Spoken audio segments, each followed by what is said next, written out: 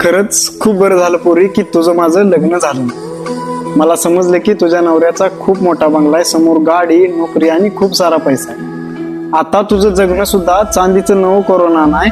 परवा आली होतीस गावात तेव्हा पाहिलं तुला चोरून, तुझ्या अंगावर देखील आता खूप सारं सोनं. माझं वास्तव आणि तुझ्या स्वप्नांचा डोंगर याचं कधीच जुळलं नसतं गाणं. माझं आयुष्य म्हणजे कोळ्याचं जाळं आणि घर म्हणजे नुसतं चारही बाजूने गळकं पत्र्याचं पान. पोरी, तू सोडल्यानंतर मला जग कळायला लागलं, विरहानंतरचं प्रेम कळायला लागलो होता आयुष्याचा प्रवास. पण खरंच तुझ्या विना जगणं सुद्धा वाटायला लागलं वनवास. पण तू काळजी करू नकोस, सावरेल मी स्वतःला. आलीच तुझी आठवण तर हात ठेवून या हृदयावर आवरेल माझ्या मनाला. जर आलाच एखादा हुंदका तर पाणी डोळ्यातच आठवेल. एखाद्याच्या आठवणीत कसं जगावं हे या जगाला सिद्ध करून मी दाखवेल.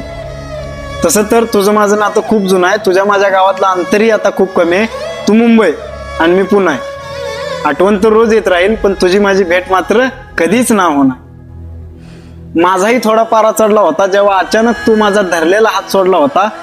तू सोडल्यानंतर काही दिवस मलाही अंधार दिसत होता, वाट सापडत नव्हती आणि तो चंद्र सुद्धा हरवला होता. आता मीही थोडा सावरलोय. चंद्रच काय, अख्खी सूर्य मला उघड्या डोळ्याने पाहतोय. कधी काळी तुझ्या स्वप्नात जगणारा मी आता वास्तवात जगू पाहतोय. तूही बोलली होतीस की वेळ पडली तर सोडेन मी माझ्या घरच्यांना. आता तूही थोडी जबाबदार झालीस. शंकराची पार्वती होता आल नाही तुला, पण तू या कृष्णाची खरी राधा झालीस.